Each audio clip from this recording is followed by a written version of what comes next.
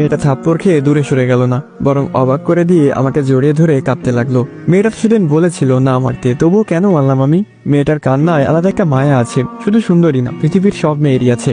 তারা কাঁদলে একটা আলাদা রকম ভালো লাগা কাজ করে মেয়েদের উপর। প্রচুর দুর্বলতা এই কান্নাই। বাস্তবিক জীবনে এই কান্নার কারণেই একটা মেয়ের প্রেমে পড়েছিলাম। সে কথা না হয় অন্য একদিন বলবো। মেয়েটার গালের দিকে তাকিয়ে দেখলাম ফুলে গেছে খানিকটা। মেয়েটার কান্না থেমেছে, তবুও ছাড়নি আমাকে, সেভাবেই জড়িয়ে ধরে আছে, বরং একটু শক্ত করেই ধরেছে। ইচ্ছা হচ্ছে একটু ভালোবাসি মেয়েটাকে। কিন্তু তিন্নি, আমি তো তিন্নিকে ভালোবাসি। আদিরা থেকে নিজেকে ছাড়িয়ে নিলাম। মেয়েটার চোখের দিকে তাকাতে এসে চোখ নামিয়ে নিল। লজ্জা পেয়েছে খানিকটা। সরি, আমি আসলে মারতে যাইনি। আপনি বললেন তিন্নি কখনো ভালো থাকতে পারবে না, তাই রাগ উঠে গেছিল। এত কিছুর পরেও আপনি তিন্নির খারাপ চান না? কেন চাইবো? সে যে আপনাকে ধোকা দিলেই কি আমি তার খারাপ চাইবো? এটা ভালোবাসা না আদিরা। কাউকে ভালোবাসলে পুরোটা দিয়েই বাসতে হয়। সে থাকুক আর নাই থাকুক, খারাপ কেন চাইবো? সবসময় চাই সে ভালো থাকুক। মেয়েটা কিছুক্ষণ অবাক দৃষ্টিতে তাকিয়ে রইল আমার দিকে, তারপর বলল, আপনি আমাকে একটু ভালোবাসবেন? বেশি না, তিন্নি আপুর অর্ধেক বা তার অর্ধেক। উত্তর না দিয়ে চলে আসলাম। এটাই ভালো নয় কি? যখন উত্তর থাকে না তখন পালিয়ে যাওয়াই ভালো। মেয়েটাকে যত দেখছি ততই অবাক হচ্ছি। সেদিন সকালে দেখলাম আমার সিগারেটের প্যাকেটটা নেই, কোথায় গেল? খুঁজতে খুঁজতে রান্নাঘরে এসে দেখলাম মেয়েটা সিগারেটগুলা একটু একটু করে পোড়াচ্ছে। আমি বললাম, এ কি করছেন? সিগারেট কেন পোড়াচ্ছেন? চুপচাপ দেখুন কি হয়। কি হবে? সিগারেট পুড়ে যাচ্ছে। হ্যাঁ, ঠিক এভাবে হৃৎপিণ্ডটাকেও পোড়াচ্ছে এই সিগারেট। তো শুনুন, আপনি আজ থেকে সিগারেট কম খাবেন। দুই একটা চলবে, তবে প্যাকেট প্যাকেট খাওয়া বন্ধ। আমি চাই না আপনাকে এত তাড়াতাড়ি হারিয়ে ফেলি। ধরুন আপনি আমাকে মেনে নিলেন, কিন্তু সেটা আজ থেকে 10 বছর পর, আর তখন আপনি ক্যান্সারে আক্রান্ত। আমি কি করব তখন? এটারও কোনো জবাব দেয়নি। মেয়েটা বড্ড বোকা, আবার ভীষণ চালাক। বোকামিটা বাইরে বাইরে, তবে ভিতরে প্রচুর চালাকি, এমনটাই মনে হয় আমার। সন্ধ্যা হলো, মেয়েটা ব্যালকনিতে দাঁড়িয়ে চা খাচ্ছে। মেয়েটা আবার শাড়ি পরা শিখলো কিভাবে? থাকতো তো আমেরিকাতে, সেখানেও শাড়ি পাওয়া যায় নাকি? কালো একটা শাড়ি। বরাবরই কালো রংটা আমার পছন্দের, গায়ের রঙের সাথে বেশ মিলে যায়, তাই অতিরিক্ত পছন্দের কারণ। আমি আদিরাকে না ছুঁয়ে কল্পনা করলাম তিন্নি থাকলে হয়তো এখন তাকে পেছন থেকে যেয়ে জড়িয়ে ধরতাম, হয়তোবা খোলা জায়গাটুকুতে একটা কিসও করতাম। আদিরাকেও করতে পারি, সে মানা করবে না, তবে অবাক হবে, বেশ অনেকটাই অবাক হবে। বেশিক্ষণ তাকালাম না, কারণ যৌনতা একবার বাসা বাঁধলে ভালোবাসা তখন উড়ে যায়।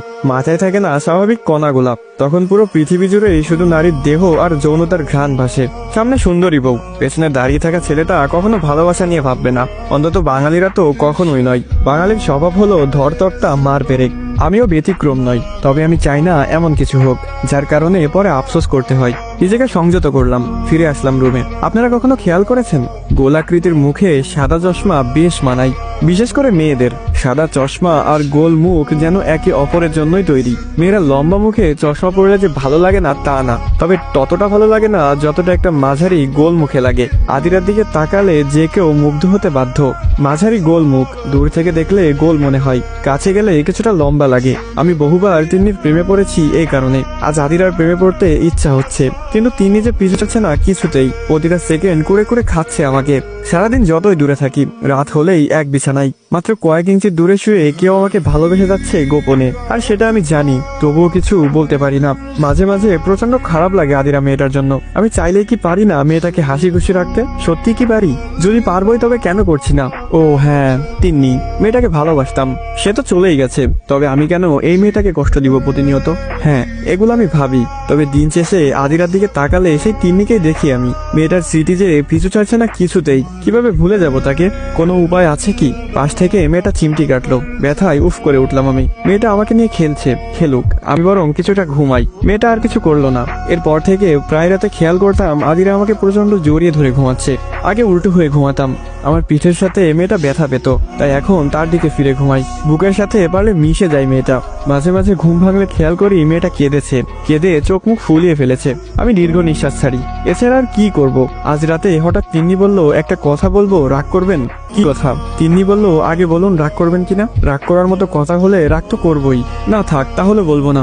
আপনি রেগে গেলে মারেন। আমি কখনো মার খাইনি, সেদিনই প্রথম। প্রচুর ব্যথা লাগে মারলে। মেয়েটার কথায় না হেসে পারলাম না। মেয়েটা যেন মুহূর্তেই মন ভালো করে দিতে পারে, আবার চাইলেই ঝলমলে রোদের দিনেও আষাঢ়ের মেঘ জমাতে পারে। বলুন কি বলবেন? রাগ করবো না। আমি কি আপনাকে একটা কিস করতে পারি প্লিজ? আমার খুব ইচ্ছা লিপ কিস করার। মেয়েটাকে কি আবার মারবো নাকি কিস করব?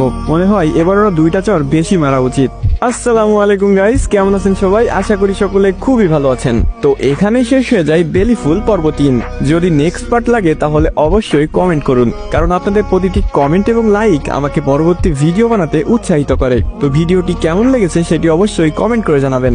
ইউটিউব থেকে দেখে থাকলে অবশ্যই সাবস্ক্রাইব করবেন এবং টিকটক ফেসবুক থেকে দেখে থাকলে অবশ্যই ফলো করে দিবেন আর মন থেকে এই ভাইয়ের ভালোবাসা নেবেন। আর আমাদের প্রতিটি ভিডিও টিকটকে আপলোড হওয়ার 1 ঘন্টা আগে ইউটিউবে আপলোড হয়ে থাকে। তো আমার টিকটক আইডির বায়োতে আমার ইউটিউবের লিঙ্কটা দেওয়া আছে, সেখান থেকে গিয়ে সবাই আমার ইউটিউব চ্যানেলটা সাবস্ক্রাইব করে রাখতে পারেন প্রতিটি গল্প সবার আগে দেখার জন্য। তো আজকের মতো এই পর্যন্তই। ভালো থাকবেন, সুস্থ থাকবেন। আল্লাহ হাফেজ গাইস।